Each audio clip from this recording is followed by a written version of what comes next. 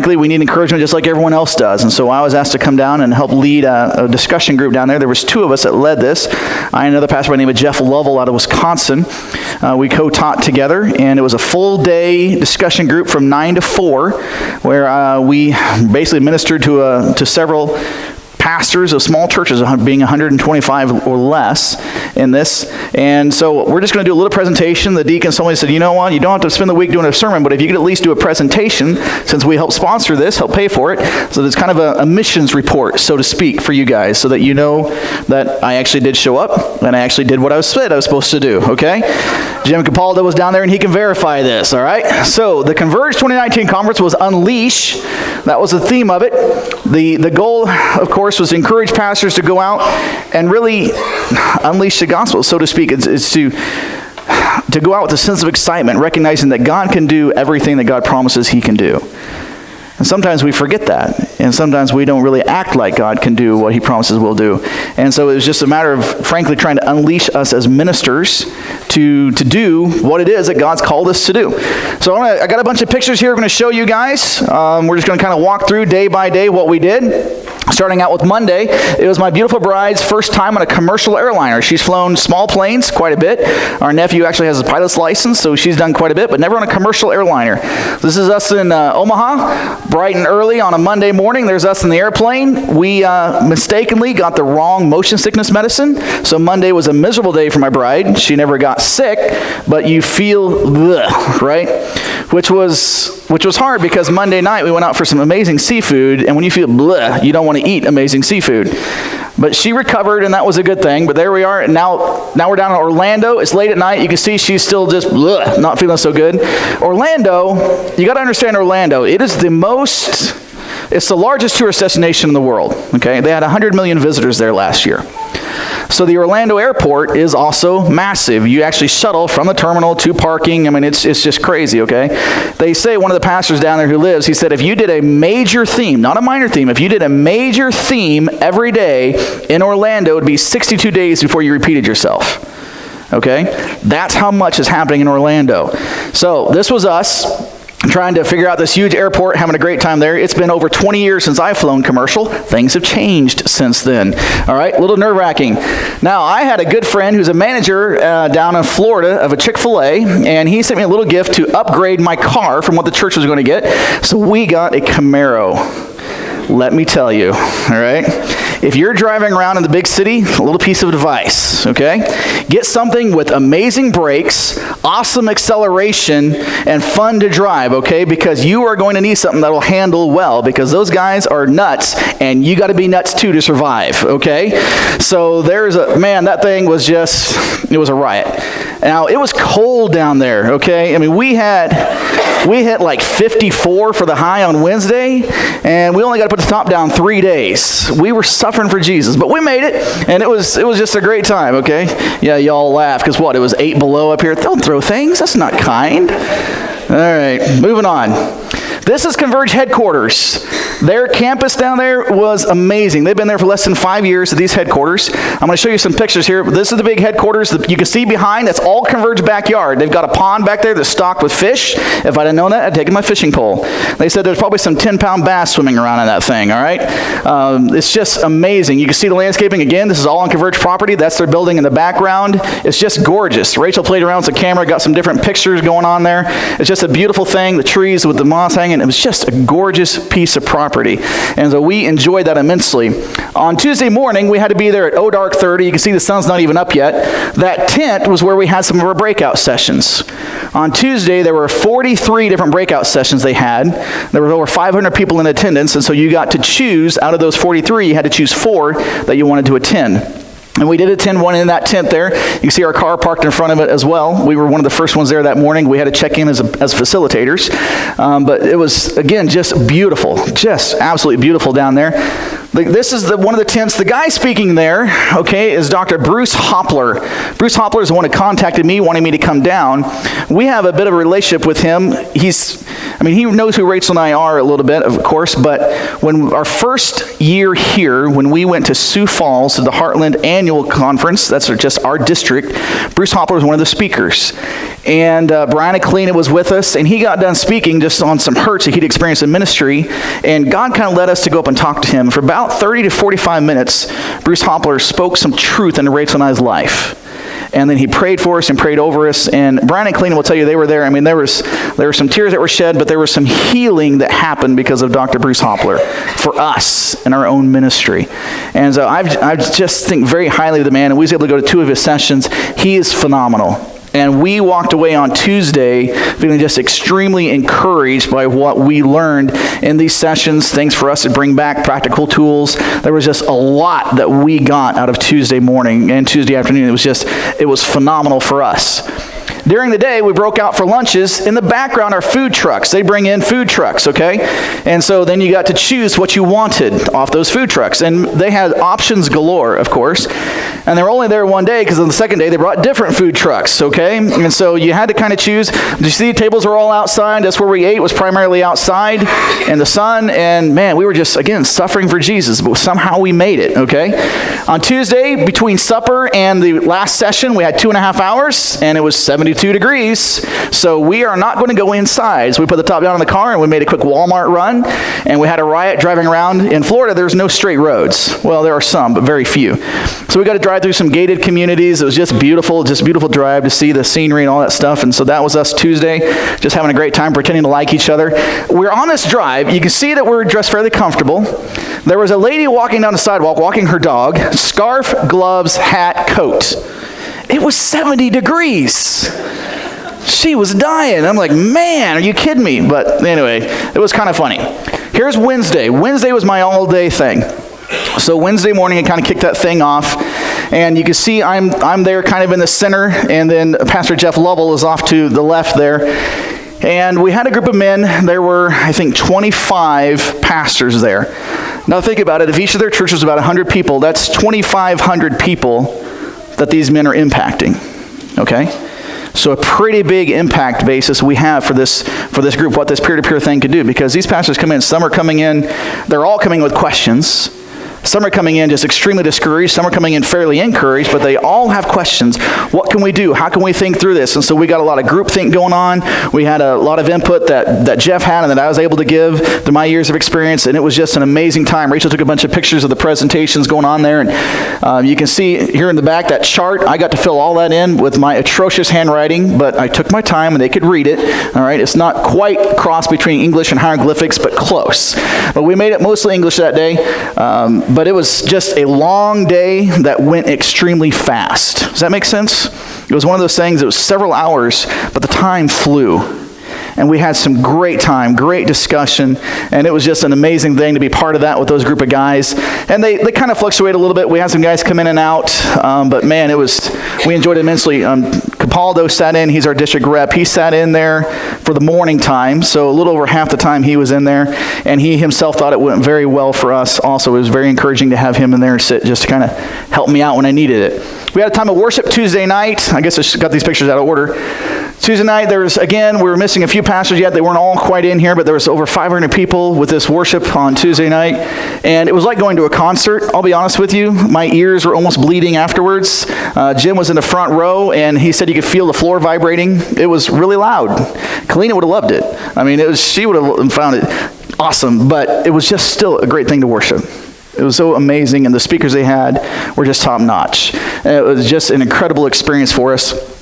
On Thursday, was it Thursday? Is that right, babes? Oh, that's Tuesday night. Right, Tuesday night was the supper. They had a guy out there with his trailer smoking meat all day Tuesday. Now, you know how much I love smoked meat. And we're sitting out there in tents with the smell wafting through the tents. Oh, man, I don't know how anybody concentrated. But we had some really good food, and it was as much as you wanted, so you just keep going back through. I can say that today I am wearing the one suit I can still get in. Not the one suit that fits, but the one suit I can still get in, okay? I gained over 5 pounds in 1 week. That's pretty epic. That's pretty epic, all right? Hopefully I can lose most of it this coming week, but oh my goodness, the food was incredible. So here's Jim Capaldo. We took him out for supper on Wednesday night. There's Jim Capaldo. I'm having grouper on the side with a loaded baked potato. He's having the king crab, okay? And baby doll, what'd you order? You ordered the Oh yeah, you had gumbo that night. Rachel had gumbo that night. So I'm kind of a food junkie. That was it was amazing. The fresh seafood. I did not eat beef until I came back to Omaha yesterday, okay? It was all fresh seafood. It was just amazing. Here's the other area representatives. Well, I say representatives. These are from the Heartland District. So our district. Ben and Maria are there in the front across from each other. They're from up in Mitchell. Okay, Mitchell is where they're from, Mitchell, South Dakota. And then to the back, you've got Mark and Dee. They're from South Dakota. You've got Pastor Jeff over there, Jeff Lovell. To the left between me and Maria, he is a church planter. Jeff Goss. Okay. And he's a church planner. Yeah, I did say Lovell, didn't I? All right. And he does a lot of church planning. He's got, so much wisdom. We got to hear him speak at the Heartland Conference, and I could have sat under his teaching for quite a while too, because he's just a really good guy.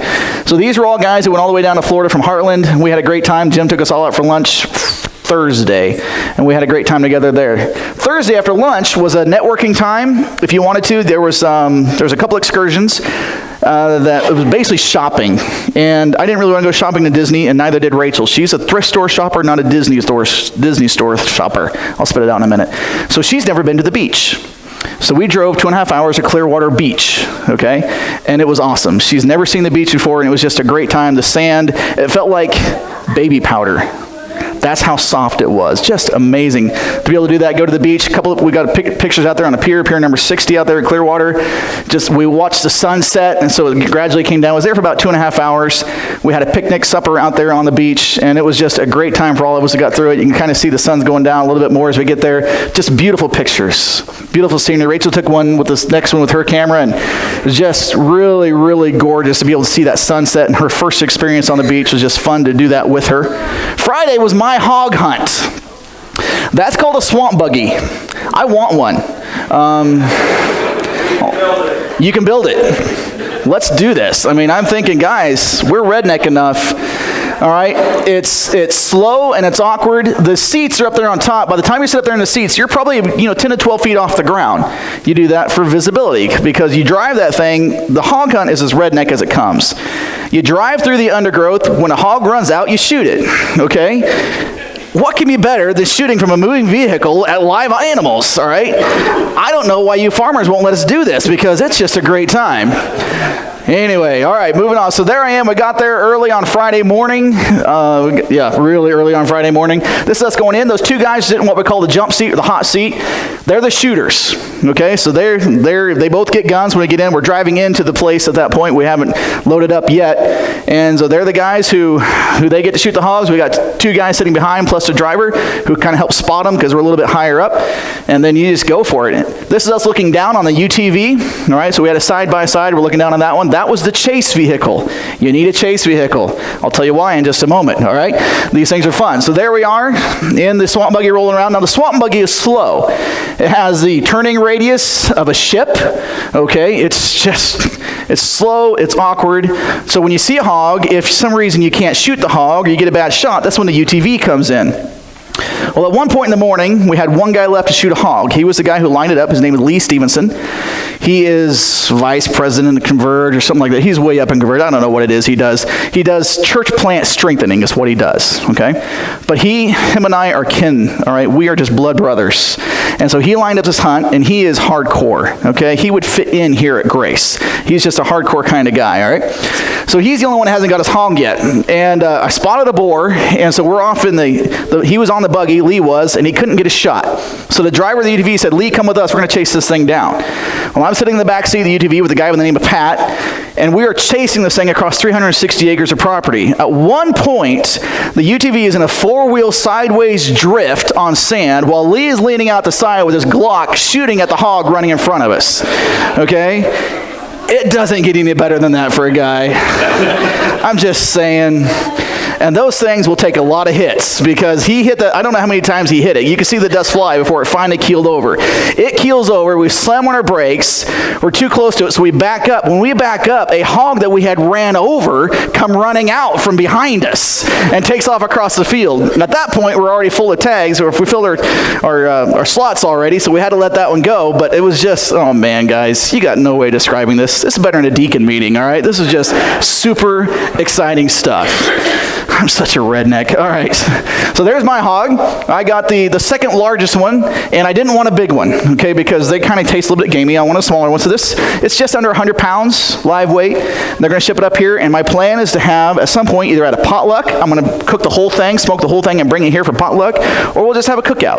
But we're going to let you guys try wild hog at some point. We're Gentiles. It's okay to do that. Don't panic, okay? But it's supposed to be really lean and really good, so I'm excited about that. They're going to ship it up here quartered. Hopefully I'll be able to smoke that for you guys. But that was just a great time.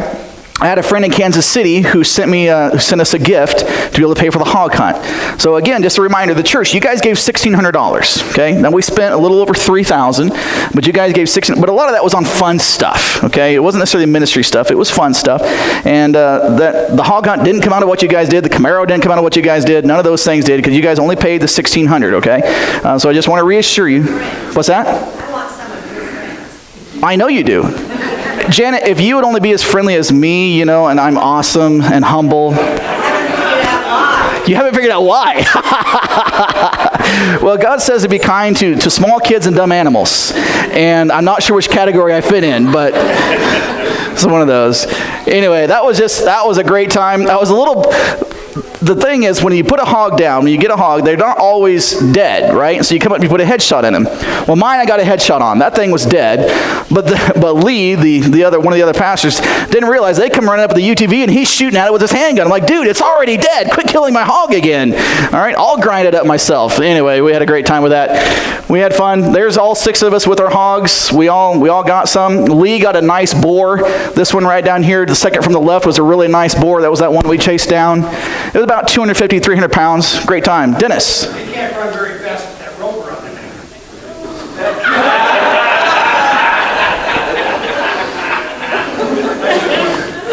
We're having a church discipline meeting afterwards. If you guys want to stick around for that, you'll get to see something fun. All right, here we are flying back. Yesterday we flew back. I'm really grateful in a lot of ways. There was a tragedy that happened yesterday at the Orlando airport.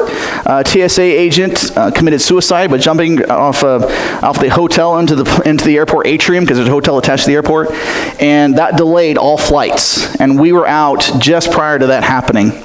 We'd really gotten hung up. In fact, they pulled a bunch of passengers back through TSA again, because when it happened, a bunch of people out of fear, they just kind of bolted through everywhere, and so they ended up pulling passengers and rescreening them, and it was just a mess. But God kept us from that. I mean, it was a tragedy, but God kept us from having to go through that, and we avoided that by about an hour and a half, 2 hours is the time frame we missed that, so we're really grateful for that. But our flight back yesterday was really good. We got the right medicine for Rachel. She felt great coming back.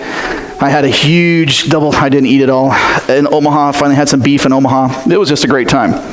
So let's talk through this. So physical costs, just on a secular basis here, airline fare, the baggage fees was around $750, was actually right at $750. The Camaro and the fuel was $452. 6 nights in a hotel. Orlando's expensive. Oi, I've heard rumors. It's terrible. Next time I'm going to look at this Airbnb thing, okay, because you can get a lot cheaper. But hotel, 6 nights in a hotel, $919. 13 different meats. I had conch, alligator, clam, grouper, red snapper, crab, haddock, shrimp, beef, ham, bacon, chicken, and goat. Praise Jesus. Man. You wonder. I don't wonder. Oh, it was amazing. The food was just amazing. And the fresh food was incredible. I'll be honest with you. My favorite was the haddock. The way they cooked the haddock was just incredible. It was really, really, really, really good. It was just great. But you can see we got to try a couple different things. Frankly, the goat wasn't bad. Off a meat truck. Okay, I had it off of a meat truck. You think you're crazy. No, crazy was when I was 19 in Puerto Rico eating off of a meat truck at 11:30 at night. That was nuts. And I figured if I lived through that one, I could probably live through this one. But it was all really good. Everything we had was great. And yeah, it's expensive. Even the meat trucks, their meals was over $10 a meal off the meat trucks. And so it was just, man, it's crazy expensive down there.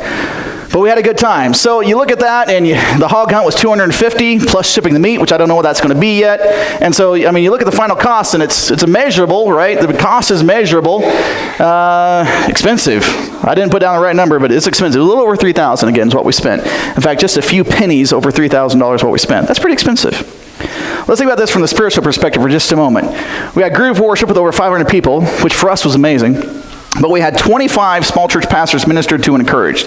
And again, if you figure 100 people, because here's the thing, a church's average attendance may be 75, but how many people consider themselves part of that church family?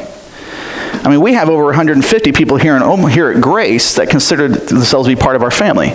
We only average just a little over 100, but 150 people consider themselves to be part of our family, okay?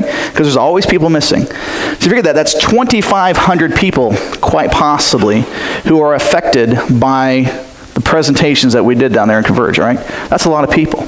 So you think about that, the peer-to-peer pastor network, Rachel put together, we had the guys put together their phone numbers, their email addresses, all that contact information. And so now we've got all that out there. So everybody in our group, we're relating back and forth, sending emails. We've got tools we're going to share with them. Jeff and I are going to send some tools down to them to continually encourage them. Prayer things we can do. So there's a network that was developed for these pastors that will continue on past last Wednesday. It'll continue to go, hopefully for years to come as we continue to develop relationships with these pastors, all right? And then, of course, there's this one pastor. He was asked to resign, let's see, February 1st. He'd have been there for a year. He moved from North Carolina to Florida. And 2 weeks before his anniversary, 1-year anniversary, they forced him out. That guy was in crisis. His wife, his kids were all down there. And he was just, as you can imagine, just a mess. And so here's at least this one pastor who needed loved on. He did. Who needed loved on. He needed some friends. He needs some people to come alongside and just help him for a moment. And then, of course, Rachel and I, we were extremely blessed by this. The tools that we picked up, the resources that we gained, the wisdom that we gained from these other guys who know so much more than I do. It was just an amazing thing. And so I look at that and I add the cost of this up, and the result really is immeasurable. We don't know what God's going to do with this. We don't know what God's going to do with the seeds that were planted, with all the information that was shared. And so in reality, the total cost was priceless. I mean, you sit there and think about it. The actual trip cost beyond the fun stuff was right around $2,500. Well, if you figure 2,500 people impacted, that's $1 a person. That's pretty cheap to sit there and think of what God's going to do through this. It's just an amazing thing. And you guys were part of that. Again, paying a large portion of that trip. That was incredible for you guys to do that. And I and Rachel both, we appreciate what you guys did. It was a lot of work. It was stressful. I appreciate you praying for me because, as many of you know, I had kidney stone attack this week. That was not fun, okay? That was really ugly. I had one yesterday morning in the airport. So you're sitting down there in Orlando, sweat rolling off your face. You're just like, man, okay? And then God showed up. I got on the airplane. I sat down, was praying like crazy. And about 5 minutes after in my seat, it eased up. It was done. It was gone. It was amazing, okay? That's God. And so it was one of those weeks that, yeah, it was hard in some ways, but it was so encouraging to us. I am physically exhausted and spiritually excited. Does that make sense? Because that's kind of where I am. I pity the fool who invited us to Super Bowl party tonight because I'm not cooking. I'll bring a bag of chips. I'm going to take a nap this afternoon, okay? But it was just a great trip. And I thank you guys for sending us. I've got some more stories, of course, that I could share. There's a lot of stuff that we was able to do, a lot of fun things we was able to do together. So if you have more questions, feel free to talk to me or anything like that. But really, I just wanted just this little summary, and hopefully I didn't take too much of your time. We're going to have to call an audible here, Kalina, and not do the last song. We're already 10 minutes over. But guys, I hope this will help you see a little bit of what we did and help you understand the value of what you did as a church.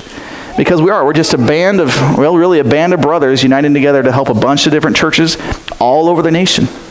And frankly, some of those missionaries were from different countries as well. And they were taking tools back with them to affect their congregations over in the Congo. Some of them were down from South America. And so it was just kind of an amazing thing to see how broadly we can impact people. Because we can. We're not just a small church in St. Paul. We're part of God's universal family. And we can impact the family worldwide with something little. And that's an amazing thing. So I thank you really from the bottom of my heart. I thank you for this great gift and for trusting me to go down there. And some of you were hoping I wouldn't come back. I'm going to talk to you later. We've got some notes, some things to share with you. It's all right. Dennis was wondering if I was going to Dennis Patrick, of course, because he's always picking on me. He was hoping that we'd have a guest speaker next week so we could hear a good speaker for a change. It's good. I like that. It's honesty. I love you guys. You all are awesome. But that's my week. I can sit up here and ramble forever. We need to be done. I'm going to close. We're going to dismiss, break into Sunday school classes. But again, if you have any questions, let me know. If you want to see some of those pictures again, let me know. And then hopefully here in the coming months, somewhere around in there, quickly, we'll be able to cook some wild hog, and you guys get to enjoy that with us as well. God, thanks for this last week. Being able to send us down there and to be able to have this impact, not just on Rachel and I and our own ministry here at Grace, but on these pastors really worldwide from all over the place. Lord, I pray for them. I pray for all of us. It's hard to be a shepherd. And Father, I pray that you would just continue to encourage us, help us to deal with things as they come up in a wise way, in a discerning way, in a loving way. God, help us to be like you. I know we pray this a lot, but Lord, I pray that we would be less us and more you. And that's what you want. You want us to become conformed to the image of your Son. And I pray that all of us would be able to do that. God, I thank you for today, for this time to be together with my family again. Thanks for letting us have a safe journey back here. Thanks for placing us here in this fun little town. God, I praise you for this. Be with us as we leave this place. Give us safety, Lord. In Jesus' name, amen.